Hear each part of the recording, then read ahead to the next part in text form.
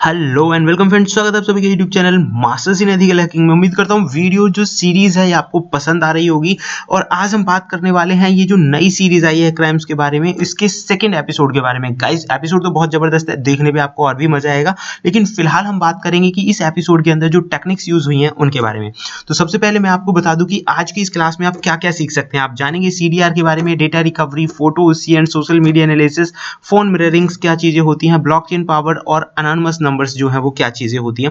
इन सारी टॉपिक्स पे आज हम डिस्कस करने वाले हैं। इन सब के अलावा हम ट्रोजन क्या है और इसका वर्क क्या होता है इस पे भी हम डिस्कस करेंगे। तो गाइस एक सीन में हमें दिखाया जाता है कि यहाँ पे केस शायद एक लड़की होती है जो सुसाइड कर लेती है, उसके बारे में एक केस होता है। और इन्हें उसका जब मोबाइल हाथ लगता है तो मोबाइल से ये क्लूज को निकालने की कोशिश करते हैं, यानी सोशल मीडिया प्लेटफॉर्म जो है उसे एनालाइज करने की कोशिश करते हैं। सोशल मीडिया प्लेटफॉर्म एनालाइज का मतलब क्या, मैं आपको बता दूं कि सोशल मीडिया पे जितनी भी पोस्ट डाली हैं, किसने लाइक किया है, किनको फॉलो किया है और कौन इन्हें फॉलो करते हैं, इस तरह की सारी डिटेल्स को निकालने की जो प्रोसेस है उसे सोशल मीडिया एनालाइजिंग कहा जाता है। इसके लिए बहुत सारे अलग अलग तरह के टूल्स भी आते हैं और आप इंडिविजुअली भी कर सकते हैं, यानी मैन्युअली भी ये काम कर सकते हैं। एक सीन में हमें दिखाया जाता है कि वो जो प्रोफाइल है उनका पहले कॉल डिटेल निकालती है, मतलब ये सीडीआर निकालती है। सीडीआर से हमें क्या क्या पता चल सकता है और क्या होता है ये मैं आपको बता देता हूँ।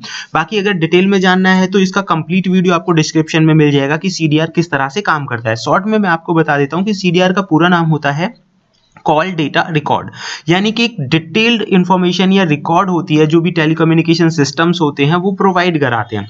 इसे थोड़ा और डिटेल में समझ लेते हैं। जनरली आप जब भी अपने फ़ोन से किसी को फ़ोन करते हैं, आपके फ़ोन पे जो कॉल्स आती हैं उनका एक कंप्लीट रिकॉर्ड या फॉर्मेट जो होता है उसे सीडीआर बोला जाता है। इसके अंदर ना कि सिर्फ फ़ोन नंबर और कॉल्स की जानकारी होती है बल्कि और भी बहुत सारी जानकारी, किस फ़ोन से मैसेज किया गया, IMEI, IMSI, location, time, duration, ऐसी बहुत सारी इंफॉर्मेशन सीडीआर के अंदर होती है। इसीलिए इन्वेस्टिगेशन में सीडीआर का बहुत महत्व होता है और कॉल डिटेल रिकॉर्ड्स की बहुत ही ज़्यादा मतलब नीड होती है, ताकि इसकी मदद से ना बहुत सारे केस तो पहले ही सॉल्व हो जाते हैं। तो डिटेल आप जानना चाहते हैं, वीडियो का लिंक आपको डिस्क्रिप्शन में मिल जाएगा, ठीक है। तो जैसे कि आप समझ ही गए होंगे कि एक सीडीआर के अंदर क्या क्या चीज़ें होती हैं। इसके अंदर IMEI, टावर, लोकेशन, CAF यानी customer application forms, forums, call details, logs, सारी चीज़ें इसमें आपको मिल जाती हैं। दूसरा हम बात करने वाले हैं, एक सीन में हमें दिखाया जाता है कि उनका एक और कलीग होता है, वो व्हाट्सचैट, यहाँ पे व्हाट्सएप को और टेलीग्राम के लिए यहाँ पे टेलीपोस्ट लिखा गया, उन्हें एनालाइज करता रहता है।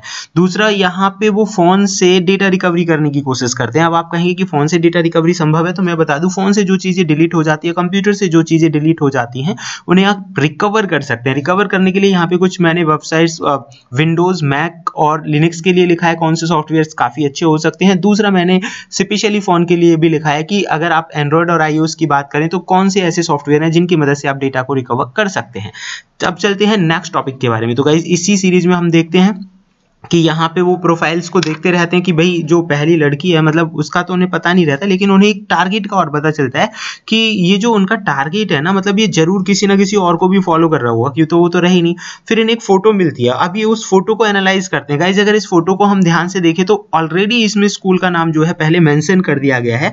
लेकिन अगर आप नहीं जानते कि अगर एक फोटो से इंफॉर्मेशन कैसे निकाली जा सकती है, तो उसका मैं थोड़ा आपको आइडिया दे देता हूँ। हालांकि फोटो को रिवर्स सर्च करके, रिवर्स लुकअप करके आप जानकारी निकाल सकते हैं, और दूसरे जो मेथड्स हैं वो मैं आपको बताना चाहूंगा कि वो कौन से तरीके हैं। जैसे कि आप यहाँ पे देखिए, मैंने ऑनलाइन एग्जिट व्यूअर निकाला हुआ है यहाँ पे, और एक तरीका ये है कि जैसे ही हम गूगल पे जाते हैं, यहाँ पे होता है सर्च बाय इमेज। तो आप यहाँ पे कोई भी फोटो अपलोड करिए, जो भी फोटो आप यहाँ पे अपलोड करेंगे उस फोटो की मदद से आप ये पता लगा सकते हैं कि वो जो फोटो है कहाँ कहाँ पे यूज की गई है। So here you can see guys, जैसे ही मैंने ये फोटो अपलोड करी है, ये फोटो कहाँ कहाँ यूज हुई है उससे रिलेटेड सारी इन्फॉर्मेशन हमारे सामने आ गई। एक तरीका ये होता है।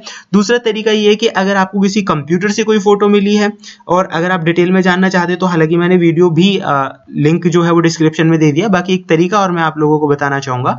जैसे कि मान लीजिए यहाँ पे कुछ फोटोग्राफ्स हैं, मैंने एक फोटो को अपलोड किया और ओपन कर दिया ऐसे, और अब मैं इससे रिलेटेड जानकारी लेना चाहता हूं। तो गाइस देखो कितनी सारी इंफॉर्मेशन मुझे मिल गई कि फोटो जो लिया गया है Vivo 1951 नाम के कैमरे से लिया गया है। देखो कैमरे का हमें पता चला। इवन आप यहाँ पे देखेंगे इमेज की width, model number, orientations, date and time. देखो हमें यहाँ पे डेट एंड टाइम भी मिल गया है, original date and time, modification, सारी डिटेल्स यहाँ पे, और कई बार तो उसकी लोकेशंस भी हमें इस पे मिल जाती है। तो इस तरह से आप किसी भी फोटो से जानकारी निकाल सकते हैं। तो बहुत ही मजेदार होने वाला है पूरा वीडियो।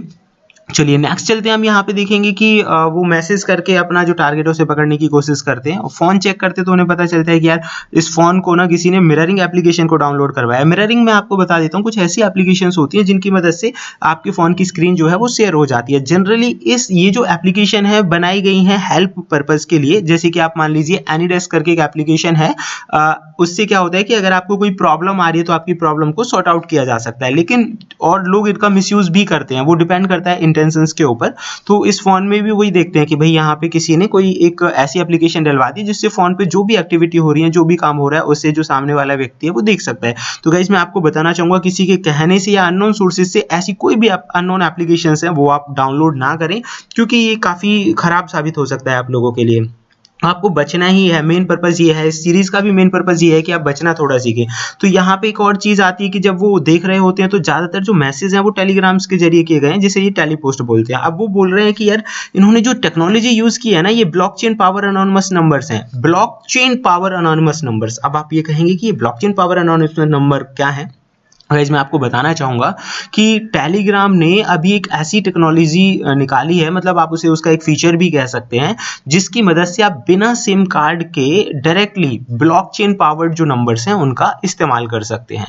तो मैसेजिंग एप्लीकेशन है, यानी कि आपको अब सिम की ज़रूरत नहीं है। ब्लॉकचेन की मदद से ही जो उनका नेटवर्क है, ब्लॉकचेन नेटवर्क है टॉन, उसकी मदद से ही आप आसानी से बिना नंबर्स के भी एक दूसरे से मैसेज कर सकते हैं, बातचीत कर सकते हैं। ये अच्छा दूसरी बात एक खास क्या है कि इन्हें आप क्रिप्टो करेंसी की मदद से परचेज भी कर सकते हैं। आप देखिए, या तो इसका एक पॉजिटिव फीचर कहिए कि भाई अनोनिमस और सिक्योर वे में कम्युनिकेट करने के लिए बनाया, और इसका एक नेगेटिव भी देखिए कि जो क्रिमिनल्स लोग हैं वो इसका मिसयूज भी कर रहे हैं। तो हर सिक्के के दोनों पहलू होते हैं, फायदा और नुकसान, बात वही है। तो आप क्या किस पर्पज से यूज कर रहे हैं। हालांकि ऐसा नहीं है कि इस तरह के नंबर्स को ट्रैक नहीं किया जा सकता, और बहुत सारी एक्टिविटीज होती हैं जिनमें से एक एक्टिविटी इसके अंदर भी यूज की गई है। जैसे कि आप यहाँ पे देखेंगे कि वो अपने टारगेट को पकड़ने के लिए एक मेथड अपनाते हैं कि वो उसे मैसेज करते हैं, और मैसेज करने के बाद बोलते हैं कि भाई अगर इसने इस मैसेज पे क्लिक कर दिया, यानी कि हैकर को पकड़ने के लिए हैकर वाली स्किल का ही इस्तेमाल किया गया।